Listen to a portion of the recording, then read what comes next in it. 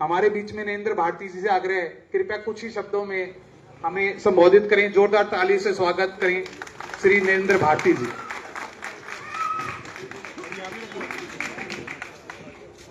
सम्मानित मंच और मेरे सम्मुख जितने भी बड़े बुजुर्ग बैठे हैं, मेरी माताएं बहनें और मेरे नौजवान साथी, मैं नरेंद्र भारती है आप सबको हाथ जोड़कर सादर प्रणाम करता हूं, नमस्कार करता हूं।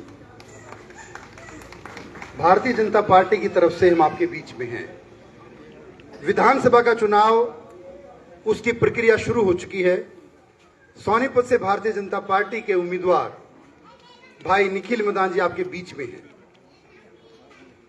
जब भी कोई चुनाव की प्रक्रिया होती है, किसी भी तरह के चुनाव की प्रक्रिया देश के लिए, मैं जहां तक मान के चलता हूं, प्रत्येक चुनाव देश की दिशा को निर्धारित करता है।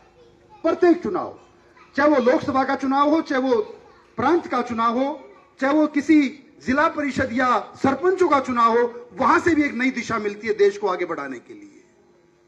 इसलिए आप प्रबुद्ध लोग बैठे हैं, संपन्न लोग बैठे हैं, पढ़े लिखे लोग बैठे हैं, देश को एक नई दिशा देने वाले लोग बैठे हैं, समाज को नई दिशा देने वाले लोग बैठे हैं।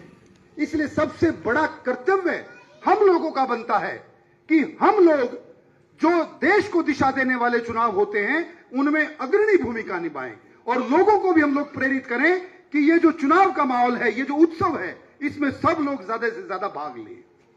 क्योंकि अक्सर ये देखने में आता है हमारा देश किस दिशा में जाएगा, गलत दिशा में जाएगा या ठीक दिशा में जाएगा, ये निर्भर करता है जिन राजनीतिज्ञों को हम चुनकर ऊपर भेजते हैं, विधानसभा में या लोकसभा में। अभी लोकसभा चुनावों के अंदर 234 सीटें विपक्ष की आ गई।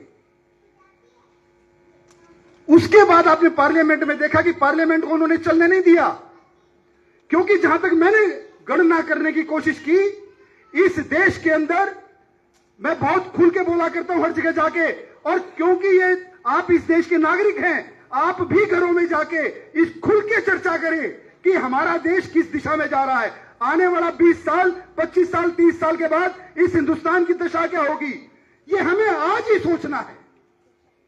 हर दिन, हर चुनाव हमारे लिए इंपॉर्टेंट है।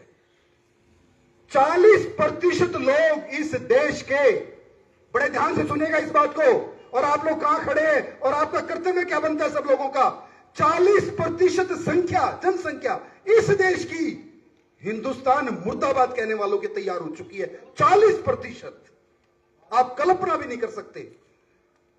केवल 60% हैं जो भारत माता की जिंदाबाद, भारत माता की जय बोलने के लिए तैयार हर जगह। केवल 60%। आने वाले 10 और 15 साल में जब ये 40% हिंदुस्तान मुर्दाबाद बोलने वाले जब 50% हो जाएंगे तो दशा क्या हो जाएगी।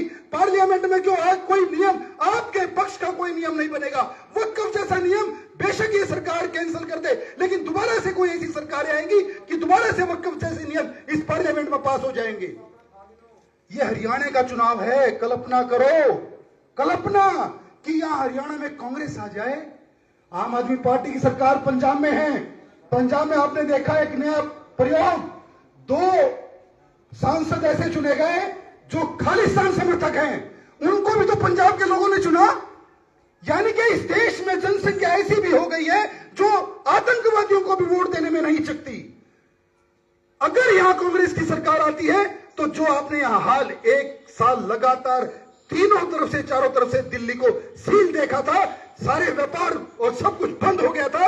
उसके बाद आम आदमी पार्टी पंजाब में और यहां से कांग्रेस पार्टी केंद्र सरकार को इतना अस्थिर कर देगी, इतना अस्थिर कर देगी कि पार्लियामेंट में कोई भी नियम आपके पक्ष में, सनातन धर्म के पक्ष में एक भी नियम इस पार्लियामेंट में बढ़ नहीं पाएगा।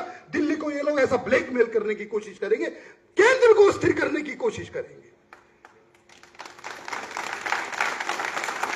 इसलिए हरियाणा के चुनाव को आप हल्के में मत लें।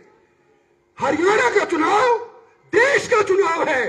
इसको देश की अस्मिता के साथ जोड़ने की कोशिश कीजिए, देश के भविष्य के साथ जोड़ने की कोशिश कीजिए। जितने भी यहां पर बैठे हैं, आप संपन्न हैं, प्रबुद्ध हैं, आपके पीछे सैकड़ों लोग हैं। प्रचार प्रसार कीजिए कि इस चुनाव को कोई भी हल्के में ना ले।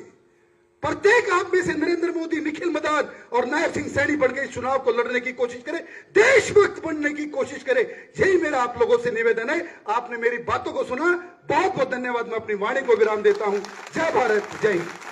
बहुत बहुत धन्यवाद। कितना ओजस्वी इन्होंने वक्तव्य दिया है। नरेंद्र भारती जी हमारे काफी मतलब लगभग 30 साल से हमारे साथ हैं और बहुत ओजस्वी वक्तव्य है। मैं निवेदन करूंगा हमारे वार्ड पार्षद श्री सुरेंद्र मदान जी से, कृपया हमें संबोधित